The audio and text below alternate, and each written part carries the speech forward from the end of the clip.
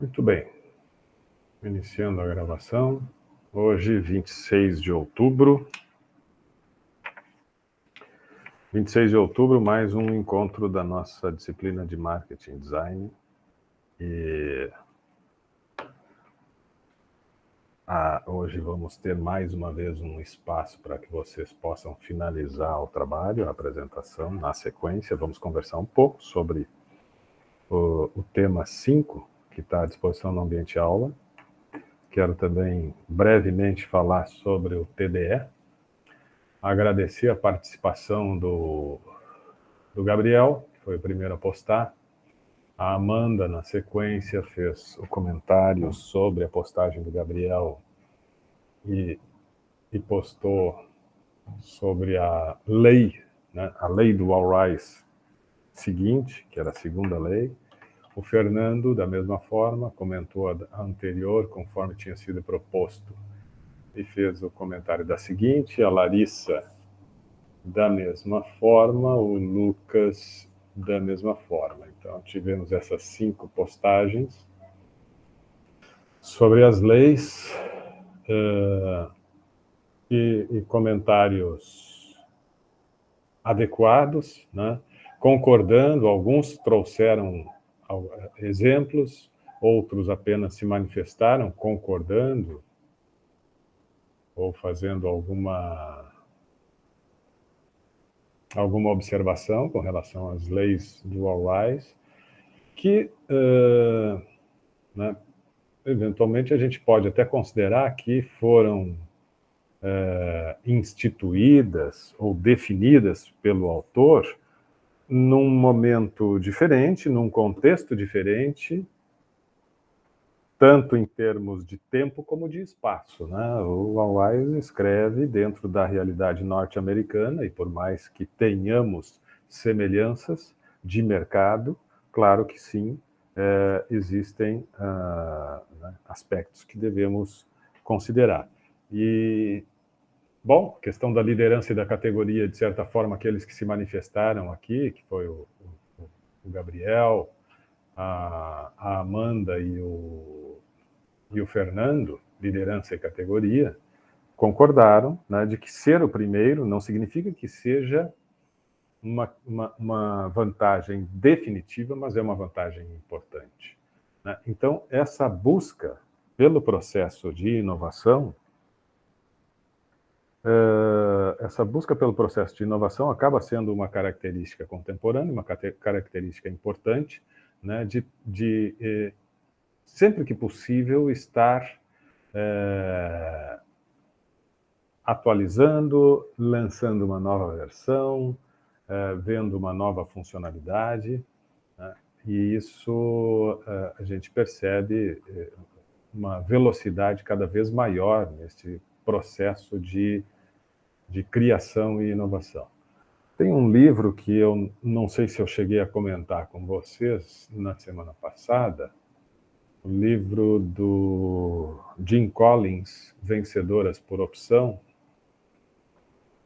Talvez tenha comentado brevemente, mas de qualquer forma quero registrar aqui que o Jim Collins ele fala sobre inovação, sobre esse processo e que é exatamente também o foco do trabalho de vocês, né? Então eu quero dar uma atenção um pouquinho maior para essa questão das 2 primeiras leis de All Rise, que era o TDE da semana retrasada, e que ele trata muito, né, sobre esse processo de liderança que se dá pela inovação, e que se tu não consegue ser o primeiro lançando um novo produto, um produto diferente, um produto que atenda eventualmente necessidades e desejos de mercado, mas que não necessariamente pode ser um produto que vá passar a ser desejado, né, depois do seu lançamento. Então ele não vem na carona de uma necessidade ou de uma característica apontada no mercado, mas sim ele institui novas práticas, novos comportamentos. E Jim Collins fala sobre esta questão da inovação, né? Jim Collins é um grande pesquisador, ele tem muitos livros na área da gestão, E ele fez... e esses livros que ele escreveu, que produziu, que lançou, são livros fruto sempre de pesquisas amplas que ele faz no mercado e especialmente dentro de empresas bem-sucedidas. E ele estuda um grande número de empresas. Ele não pega uma ou outra empresa, né, e tenta compreender como é que são as práticas daquela empresa. Esse livro especificamente, Vencedoras por Opção, é um livro que ele inicia, só para vocês terem uma ideia, ele inicia a pesquisa que vai dar origem ao livro, ele inicia pesquisando 20.400 empresas. 20.400 empresas de diferentes segmentos, de diferentes portes, e ele faz uma análise de indicadores, né? Faz uma análise de desempenho, busca uma série de dados e vai criando um funil a partir das respostas e dos dados que ele vai levantando nestas 20.400 empresas, especialmente naquilo que diz respeito a desempenho. Ele vai fazendo um funil e vai deixando, né, vai se concentrando nas empresas que têm sempre resultados superiores. E ele chega ao final da sua pesquisa, que levou quase 2 décadas. Imagina, ele pesquisa 20.400 empresas ao longo de quase 2 décadas. Só que ele vai filtrando. Ele começa lá, né, em meados de 2000, fazendo pesquisa com 20.000 e tantas empresas. Depois ele vai filtrando e ele termina a pesquisa elegendo 7 empresas. Estas 7 empresas, elas tiveram um desempenho superior a 10 vezes mais do que a média do mercado. Elas alcançaram resultados 10 vezes maiores do que a média de mercado. Mais do que isso, estas empresas alcançaram resultados, no mínimo 10 vezes maior do que as próprias concorrentes do seu segmento. Então, elas são empresas muito diferenciadas em termos de desempenho. Estas empresas, ao longo de todo o tempo que houve a investigação, jamais tiveram um momento de crise, ao passo que as outras do seu segmento enfrentaram turbulências. Só que o cenário era o mesmo. O enfrentamento das dificuldades, as crises que se apresentaram de mercado eram as mesmas. Mas estas continuaram com desempenho superior. Mais do que isto, estas empresas tinham que também atender a mais um critério para que pudessem ser investigadas. E outro critério que ele elegeu é que fossem empresas que tivessem iniciado pequenas e que tivessem o caráter de empresas familiares. Então, são empresas que iniciaram pequenas, empresas familiares, que enfrentaram grandes crises, momentos intensos de crise, e tiveram resultados superiores ao longo de todo o período. 7 empresas. E aí, quando ele chega, então, né, a partir destes filtros, chega nessas 7 empresas, ele vai para dentro das empresas para querer saber, afinal de contas, qual é o segredo que existe nestas empresas que faz com que elas tenham um desempenho tão acima da média, que faz com que elas sejam tão diferenciadas. Esse livro, Vencedoras por Opção, é um livro bastante interessante, porque daí ele começa a descrever as práticas dessas empresas. E ele quebra algumas crenças, alguns mitos instituídos, e o primeiro deles diz respeito exatamente à inovação. No início, existia uma crença de que as empresas que apresentariam melhores resultados, que seriam diferenciadas no mercado, que seriam essas vencedoras por opção, a crença dele, de toda a equipe de pesquisa e daqueles que... O outro autor que escreve com ele, tem mais um autor, é o Morten Hansen, eles acreditavam que, bom, um elemento que vai aparecer certamente é a inovação. Essas empresas, para terem resultados tão diferenciados, essas empresas elas devem ter como uma das suas grandes características empresas altamente inovadoras. E se surpreendem. Outros aspectos eles estudam também, acreditando que fosse a justificativa, como, por exemplo, ter a capacidade de se adaptar a mudanças radicais que existem no mercado. Então, tem mudanças no mercado radicais, a empresa tem uma capacidade de adaptação e de se rearranjar, de se reorganizar radicalmente a partir dessas mudanças. E não. Elas não têm essa característica da mudança, né, e da flexibilidade ou da adaptabilidade rápida, pelo menos. Acontecem mudanças, mas são transformações mais planejadas, mais lentas, independente das transformações radicais que aconteçam no mercado.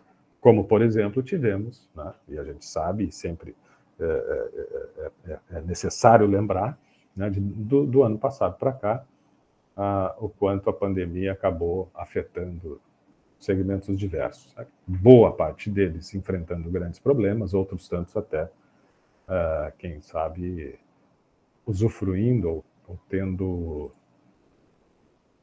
algum tipo de oportunidade criada. Mas não eram as empresas mais rápidas, não eram as empresas com maior capacidade de adaptação e não eram as empresas mais inovadoras. Isso surpreendeu eles. Como assim? As empresas que têm os melhores resultados não são as empresas que mais inovam? Não são. Não significa que não tenha inovação. Estas empresas todas têm um processo muito bem estruturado, uma área muito bem estruturada que atua no desenvolvimento de novos produtos, que busca, né, permanentemente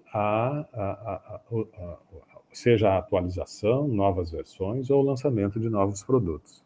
Mas não são as que lançam mais produtos ou serviços no mercado. Outras, do mesmo segmento ou de outros segmentos, algumas outras são muito mais inovadoras. Mas o que chama atenção é que estas que são muito mais inovadoras não alcançaram os resultados que estas alcançaram. Então, a inovação é importante, mas a medida certa e como se dá o processo de inovação, e aí sim ele estuda o processo de inovação, e não a inovação pela inovação. Né? A busca desenfreada pelo novo, mas sem uma consistente investigação com relação à repercussão deste novo produto no mercado, né, num determinado público. Esta investigação faltava, carecia. E nas empresas que tiveram um êxito superior, essa investigação era profunda, era ampla. Então, só inovava, só lançava realmente um novo produto quando tinham a segurança de que era um produto que ia ter êxito no mercado. E, para nossa surpresa, para a surpresa deles e para quem lê o livro e vai acompanhando os cases que eles vão apresentando, muitas empresas, né, não têm este cuidado. Investem no processo de inovação, mas falta esse aprofundamento na certificação, na testagem, na investigação de o quanto isso efetivamente vai ter uma repercussão positiva no mercado, em determinado público, né? Vai se confirmar o público que se imagina seja o público-alvo e assim por diante. Então, né, o livro mostra o quanto sim, importante a inovação, mas que as empresas que têm melhores resultados não são as que mais inovam, mas as que sabem inovar. As que sabem inovar. E isso tem a ver com, né, o que o Al Ries comenta, né, desse processo de tu ter sempre uma situação nova de mercado para exatamente criar na mente dos consumidores essa percepção de que tu é o pioneiro, e por tu ser o pioneiro, tu carrega contigo essa vantagem competitiva. O Al Ries trabalha, se vocês leram todas as leis, ele trabalha muito nessa questão de percepção de significados de mente, né? O que cada produto, o que cada serviço, o que cada marca representa na mente dos consumidores. E nós, sim, nós já falamos aqui algumas vezes, nós atribuímos significados, nós temos conceitos sobre marcas, sobre produtos, sobre serviços. Muitas vezes esses conceitos são criados a partir da nossa própria experiência com ele, mas inúmeras outras vezes o nosso conceito e os significados que atribuímos a determinadas marcas ou produtos se dá, né, pelo que o mercado acredita. Né? É um conceito e um significado coletivo que nós aceitamos, né, que nós entendemos como verdade, muitas vezes sem sequer experimentar. E então o Al Ries vai passeando, né, em cima dessa análise das respostas mentais.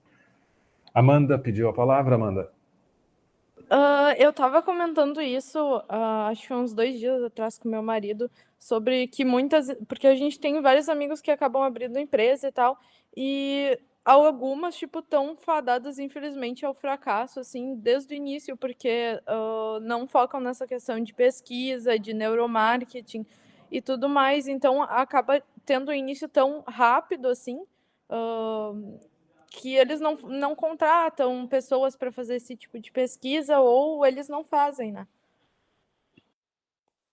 São percepções, muitas vezes são percepções daqueles que estão lançando e que estão envolvidos com a ideia, envolvidos emocionalmente, né? Possuem aquela vontade de que o projeto dê certo, e isso acaba prejudicando. Então, tu ter essa frieza e essa necessária profundidade para investigar, tu perde ou tu investe, né? Não é perder tempo, mas investe um pouco mais do teu tempo, investe eventualmente recursos financeiros, sim, para te certificar, mas tu tem que buscar, né, uma percepção de mercado com mais acuracidade, com mais cuidado, com mais profundidade. Senão fica isso, e que é, sim, Amanda, né, a grande o predomínio, né, do comportamento de muitas empresas pequenas, né, que não têm esse cuidado no aprofundamento da pesquisa. Muito bem. Quero destacar, então, já destaquei os nomes, parabenizar, agradecer pela participação destes que lá fizeram comentários sobre as leis do Al Ries. Tenham presente essas leis, está ali no TDE, leiam elas, tenham presente elas, tem um arquivo com estas leis. É um arquivo de leitura complementar, é uma página apenas que tem um resumo destas leis, mas né, recomendo e acho importante vocês lerem. Dito isto, quero hoje falar um pouquinho, antes de encaminhar vocês aí para a finalização do trabalho e abrir um espaço para vocês eventualmente tirarem as últimas dúvidas. Vocês sabem que semana que vem é feriado, né? Dia 2 de novembro. Isto, 2 de novembro, terça-feira. Então, a apresentação dos trabalhos vai acontecer daqui a 2 semanas, mas é a nossa próxima aula. E o tema 5 da espinha dorsal dos conteúdos da nossa disciplina, que estão organizados em 6 temas, né? Já passamos pelo tema 4, que falou sobre pesquisa de marketing, pesquisa de mercadológica, sistema de informação em marketing, o quanto é necessário. Isso diz respeito, inclusive, ao que falávamos agora, sistema de informação em marketing é essa capacidade de buscar informações no mercado, testagem de produto, fazer, né, fazer análise das tuas práticas, fazer análise das respostas que o mercado está dando à tua atuação, fazer análise de tendências. Então, sim, sistema de informações mercadológicas ou sistema de informações em marketing, ele é um elemento de apoio à tomada de decisão, ele é um elemento de apoio ao processo de inovação muito grande. A gente vai inovar, a gente vai planejar, a gente vai traçar os caminhos futuros para a nossa empresa, sempre sustentados em informação. A gente precisa trabalhar com informação. A gente precisa ter processos sistematizados de busca de informação, de produção de informação, de organização dessa informação e de análise. Né? E o capítulo 4, então, falou sobre isso, sobre pesquisa de marketing e tal. Nós até fizemos um exercício acerca disso.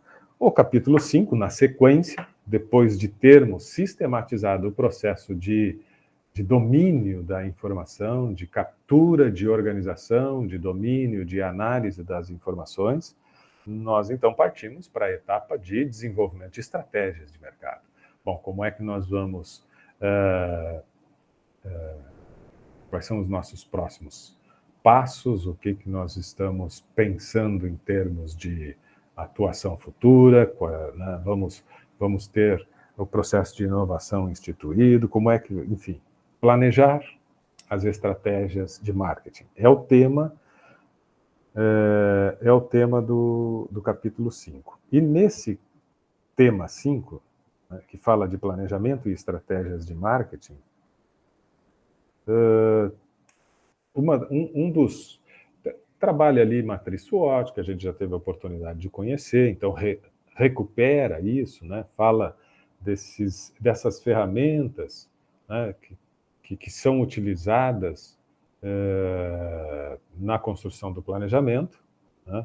Fala da importância de se começar lá com clareza da missão, mas afinal de contas, qual é o teu negócio, quais são os teus propósitos, e a gente já teve a oportunidade de falar aqui sobre a importância de clareza de propósitos. Então, quais são os teus propósitos, qual é a missão do teu negócio, qual é a visão de futuro.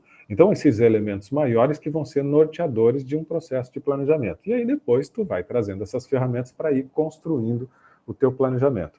Nessa construção, muitas vezes, tu vai ter que definir, né?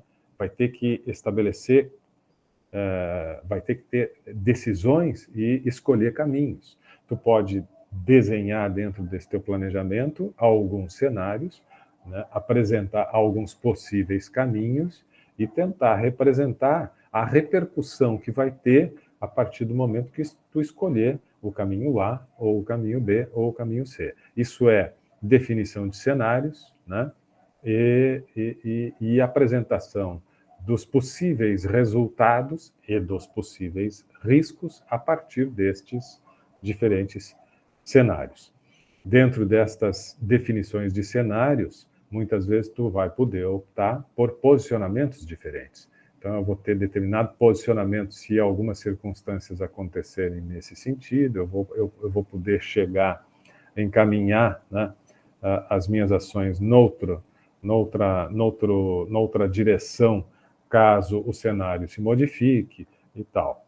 E quando se fala em posicionamento estratégico, quando se fala em estratégia e posicionamento estratégico, tem um autor que a gente, né, normalmente recorre, porque é uma das autoridades, assim, em termos de produção literária para os estudos de estratégias mercadológicas e de posicionamento estratégico.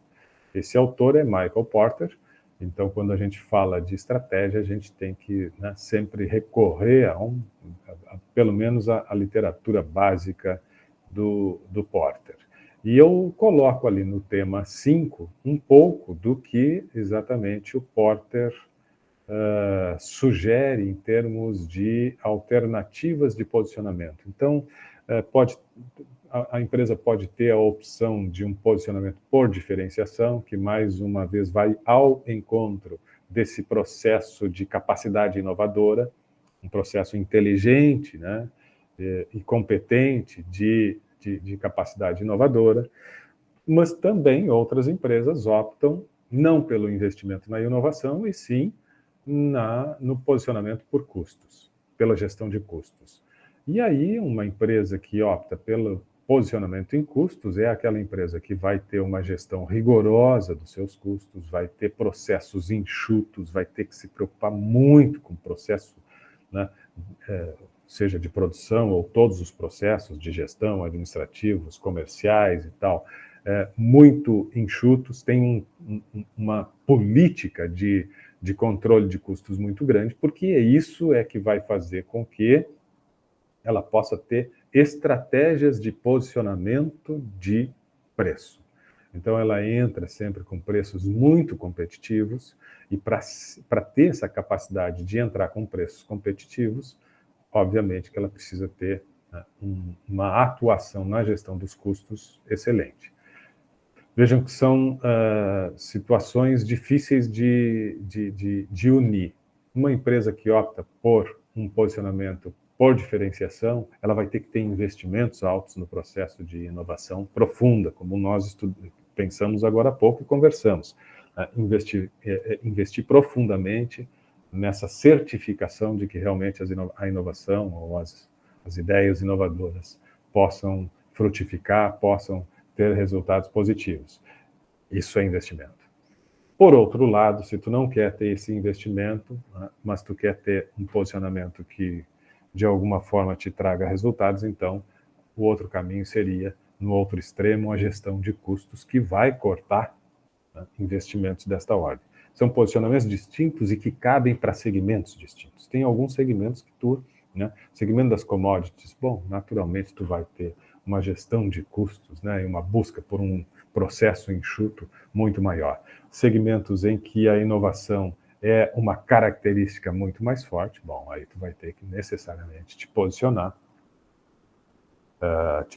por diferenciação.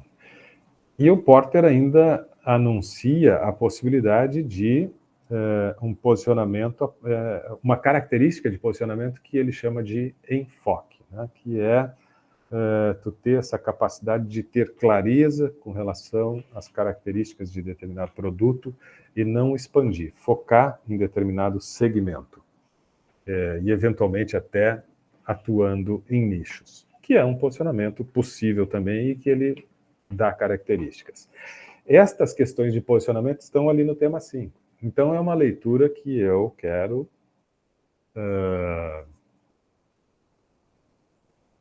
recomendar, pedir para que vocês façam. Ela começa, esse tema 5 começa, né, explicando sobre a importância de nós estarmos atentos às movimentações de cenário. Por exemplo, olha tudo que está acontecendo agora. Nós, em qualquer segmento, se nós, estas empresas que a Amanda agora há pouco comentou, qualquer empresa, seja pequena, média ou grande, ela precisa estar acompanhando muito o que está acontecendo. Olha o que está acontecendo no mercado financeiro. Olha o que está acontecendo no mercado econômico. Né? A inflação, já estamos com uma inflação de 2 dígitos. Depois de muito tempo, nós voltamos a ter uma inflação de 2 dígitos. Nós temos segmentos, você sabe que a inflação é uma média. Né? A inflação são índices que estabelecem a média de aumento de preços. E a média de aumento de preços esse ano de 2021 já ultrapassou 2 dígitos, na média. Porque tem alguns segmentos que ultrapassaram e ultrapassaram bastante os 2 dígitos. Tem segmentos que já estão com aproximadamente 20% de aumento dos seus preços. Por exemplo, na área de transportes. Muito por conta desses... Teve mais um reajuste ontem da gasolina, dos combustíveis. Mais um aumento quando a coisa já está assim, ó, né, em níveis terríveis. E aumentou de novo. O transporte já está com quase 20% de aumento este ano. De maneira geral, o segmento do transporte. Deixa eu lembrar, essa pesquisa saiu, o Departamento Interestadual, o DIESE, o Departamento Intersindical de Estudos Econômicos e Estatísticos, divulgou esse estudo agora, semana passada. Deixa eu lembrar. A habitação está com índices bem acima desta média da inflação. Artigos, a alimentação e bebidas está bem acima, né? Já está na base de 13%, 14%. E, claro, porque a inflação chegou nos 2 dígitos, então está com 10, pouco esse ano. Já está em 10,25, se não me engano. Como alguns segmentos já estão quase com 20%, por que a inflação está marcando só 10%? Bom, porque tem alguns segmentos que não aumentaram nem 10%. E aí, na média, ficou em 10%. Segmentos que apresentaram 18%, 17%, 15% e tal, e alguns apresentaram reajustes ou aumento de preços bem menor. Por exemplo, na educação. A educação teve um reajuste de 3%. 3, alguma coisa, não lembro exatamente quanto. A área da saúde. A área da saúde não teve reajustes tão significativos, ficou, me parece que abaixo de 4%. Vestuário, talvez até por conta da pandemia, por conta da redução do consumo, né, porque realmente as pessoas ficaram mais tempo em casa, então teve uma característica em alguns segmentos do vestuário que ficaram com um estoque e, por consequência, as vendas acabaram baixando o valor e reduzindo o impacto ou não representando a inflação. Então, o vestuário também ficou com índice abaixo dos 10%. Mas, como eu disse, alguns segmentos tiveram aumentos muito expressivos. Outro elemento que, quando a gente faz análise de cenários, né, a gente vai fazer o planejamento de marketing. Bom, eu preciso saber como é que está a economia, preciso saber o poder aquisitivo do povo. Eu preciso saber, por exemplo, que o índice de desocupação no Brasil está batendo recorde após recorde. Nós já estamos com 14% da população economicamente ativa desempregada. 14% da população não tem remuneração. São milhões de brasileiros. E este índice poderia ser maior do que 20%, segundo as análises do DIESE, poderia ser superior a 20% caso fossem considerados desempregados estas pessoas que estão sobrevivendo com algum tipo de atividade informal e atividades assim muito, né, precárias, um vendedor ambulante, alguém que fica, né, distribuindo um panfleto na sinaleira e ganha alguma coisinha da empresa, da imobiliária, ou seja lá o que for. Isso é um subemprego, né? Não tem carteira assinada, não tem registro, não tem nada, ganha alguma coisinha ali, mas escapa da estatística do desempregado, né? E a gente sabe que são ocupações assim, de pessoas que estão, bom, eu preciso fazer alguma coisa porque senão eu estou na condição estou beirando a fome. Aliás, nós temos quase 50% dos domicílios, em torno de 50% dos domicílios brasileiros enfrentam insegurança alimentar. Olha o que é este dado. Aproximadamente 50% dos domicílios brasileiros enfrentam insegurança alimentar. Ou têm fome, ou estão no limite da fome e com muito receio de que isso venha a ser uma realidade. Olha os números que isso a gente precisa saber. Nós precisamos saber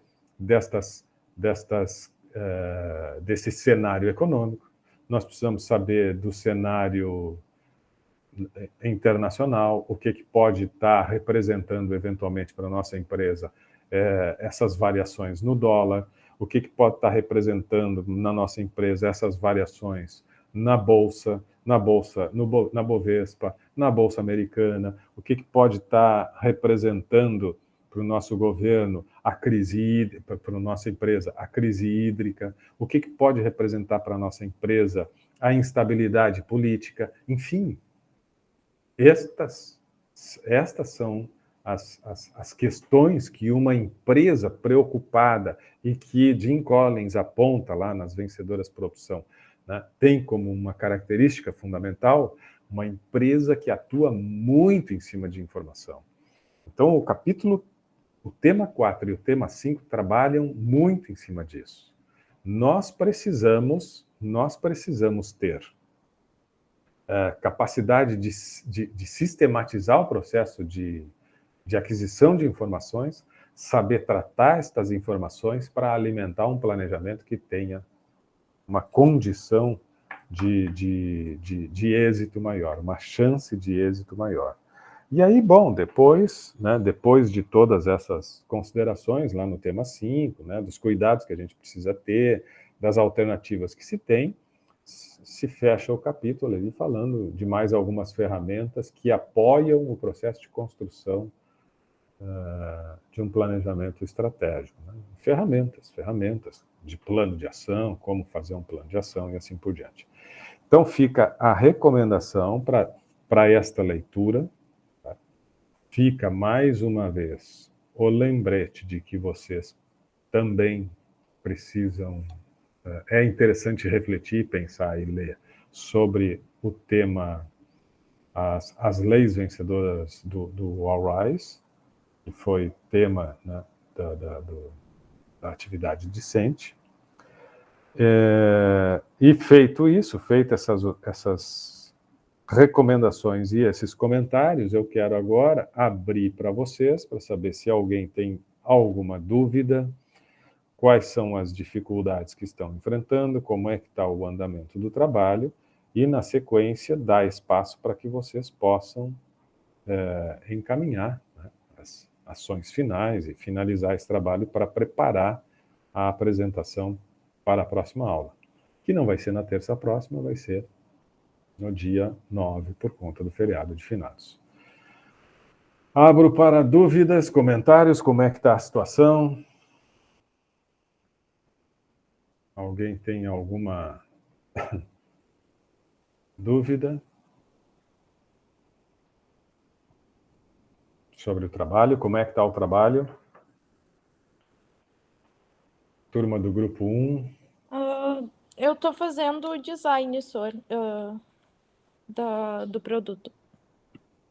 Qual é o teu grupo, Amanda, mesmo? Deixa eu ver aqui. É do energético. Tá. E tudo bem?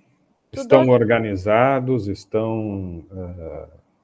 enfim, dividiram tarefas, todo mundo já está ciente do que tem para fazer, está tudo dentro de um cronograma, não tem dúvidas? Tudo ok. Tá tudo certo? Ótimo. Quem mais? Que outro grupo temos aqui? O teu grupo, Amanda, é tu? Eu, o Lucas e o Fernando. Tu, Lucas e o Fernando, tá. Fala, Betina. Não, é que na última aula que eu estive presente, eu comentei que talvez a gente mudaria o nicho, e eu conversei com os guris, a gente já está bem alinhado, nós vamos fazer... Que vai ser da confecção, é isso, né? Não. Da confeitaria. Confeitaria. Misturei os segmentos aí. Isso.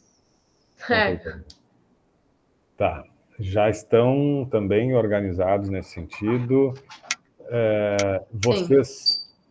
Vocês têm claro ali qual é a estrutura que está sendo solicitada? Vocês viram que já está... Isso está explicado resumidamente ali, mas tem todos os tópicos ali, né, apresentados.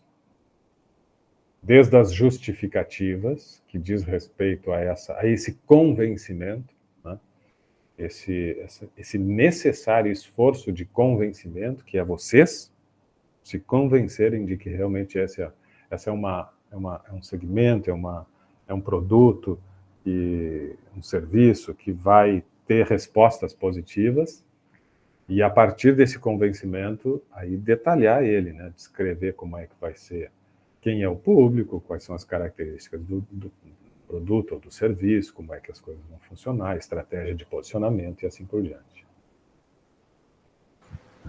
A gente achou uma boa o professor mudar o nicho também, até porque a Betina ela tem uma vivência, né, nesse nicho que a gente escolheu, então isso seria um bônus para o nosso trabalho também, né? Nada como alguém com experiência também. Sim. E outra, é um mundo novo para os guris também, assim, para eles saírem dessa área da tecnologia que a gente trabalhou no primeiro e eles conhecerem mais a confeitaria. Assim, saiu de beats, é tudo novo para mim. Mas que é bom, que bom.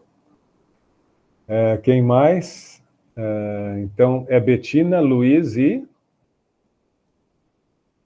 Guilherme. O Fernando é com a Amanda, né? Isso. Fernando, Amanda. Tá. Quem mais? Rodrigo. Até o momento a gente já fez os slides do nosso trabalho sobre vestido. A gente também está fazendo o doc agora também. Tá. Tem alguma dúvida, alguma coisa? Oi, Larissa. Isso eu ia perguntar, eu acho que o Rodrigo te perguntou, tem que ter o doc, né? Sim. Ou só o slide? Não. Eu respondi para alguém. Alguém escreveu. Foi eu que escrevi, eu tinha perguntado. Ah, tá, não sabia. Tá. Eu sabia que tu ia perguntar, mas não sabia o que ele respondeu. Eu tinha esquecido de... Tá, tranquilo. Ô, prof, aproveitando então que a gente tá falando já, a gente tá na parte, a gente já fez praticamente todos, mas a gente parou na estratégia de preço, de precificação, distribuição e lançamento do produto. E eu queria te perguntar, a gente pode, por exemplo, criar um evento para o lançamento do produto? Pensem vocês como empresa. Tá? Tudo isso que a gente estava conversando até agora. Enquanto empresa, nós precisamos ter sempre a questão do retorno do investimento. Se nós vamos fazer um evento, o que representa esse evento? O que ele nos traz de possibilidades de realmente atrair público, atrair atenção, despertar desejos e tal? Que respostas nós vamos ter a partir desse evento e o quanto nós precisamos investir nesse evento. Né? Tem que se ter, né? tem que sempre se fazer essas perguntas como se estivéssemos realmente, né, dentro dessa empresa e pensando nestas alternativas, né, que são questionamentos de qualquer gestor, né, qualquer pessoa que vai conduzir um negócio, ela vai sempre perguntar exatamente estas, né, vai estabelecer essas relações entre o que eu preciso investir e o que isso representa de retorno. É claro que eu preciso me tornar público, eu preciso tornar público o meu produto, a minha marca, eu preciso... Bom, mas o quanto isso representa? Então, quais são as alternativas? Quais são os meios? Um evento é uma das alternativas possíveis, mas o que isso representa e qual é o retorno que ele vai me dar? Mas é possível. Tá, mas eu preciso colocar, por exemplo, quanto mais ou menos eu gastaria daí no trabalho? Tu tem que me convencer, Larissa. Tu vai ter que me convencer no dia lá, quando tu apresentar, olha, nós vamos fazer um evento. Eu vou perguntar que características desse evento. Me conta um pouquinho mais desse evento. E aí, quando tu começar a me contar um pouco mais desse evento, nós vamos ter uma ideia do que isso representa. Entendi. E tendo uma ideia do que isso representa, nós vamos começar a tentar, né, identificar o quanto, eu vou perguntar pelo menos, tá, e qual é a repercussão desse evento? Quantas pessoas vão ser atingidas? Quantas pessoas vão ser impactadas? Quantas pessoas vão efetivamente passar a admirar o teu produto ou o teu serviço? Nós precisamos buscar isso. É difícil? É difícil. Mas é preciso. Tá, beleza. Obrigada. Tudo tem que ter justificativa. Por isso que eu disse, o esforço grande lá no início, né, na justificativa, que é um dos elementos iniciais lá, né? Quando vocês fizeram a pesquisa de mercado, que de repente estão mudando de produto, de segmento, e aí aquela pesquisa ficou para trás, ok, vão ter que buscar outros dados, aí tá, definiram o produto, então agora justifica o quanto realmente esse produto vai ter esse apelo, vai despertar esse desejo em determinado público. É na justificativa que vocês vão começar a apresentar todos os argumentos que depois, com uma boa justificativa, tu vai ter facilitado a construção dos outros itens. Certo. Não, a justificativa a gente já fez. E a gente vai continuar no mesmo segmento. Era aquele que a gente falou do tecido, que se ajustaria para 3 tamanhos grandes. Tá. Sim. Ótimo. Eu acho que nesse segmento dá para se pensar em evento, sim, mas a gente tem que estudar um pouco, né? Porque, ok, fazer um evento, mas vamos pensar um pouco como que se daria esse evento, quem nós convidaríamos, por quê, né? O que se espera, qual é a repercussão, é importante. Ok? Quem mais?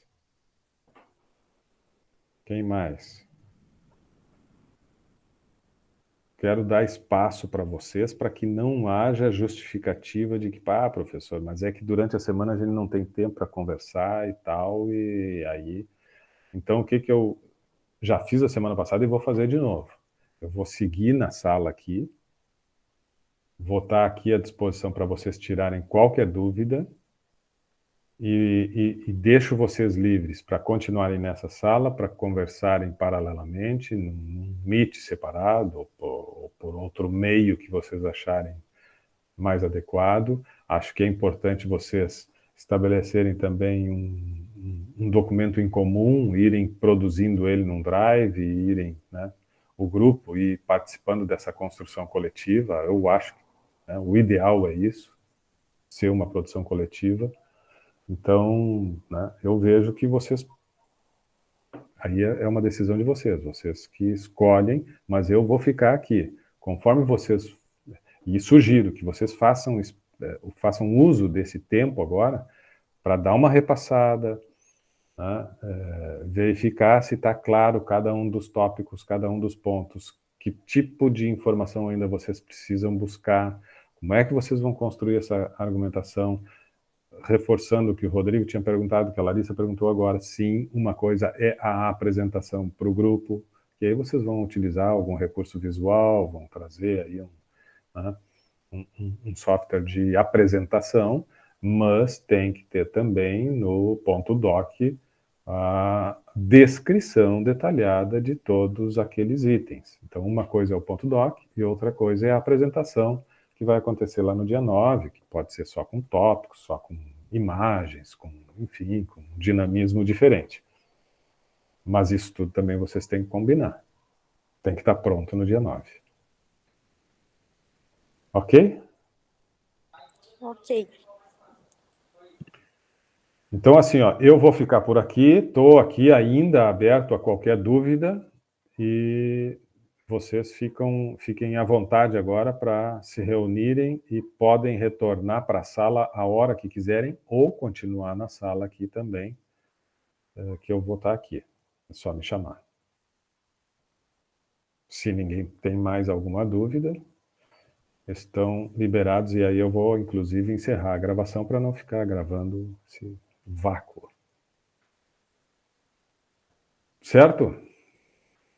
Parabéns, Betina, para o teu time. Eu acredito em milagres. Quem sabe a coisa muda um dia. Vamos interromper a gravação com esta prece. O Grêmio vai pedir música no Fantástico. Prece.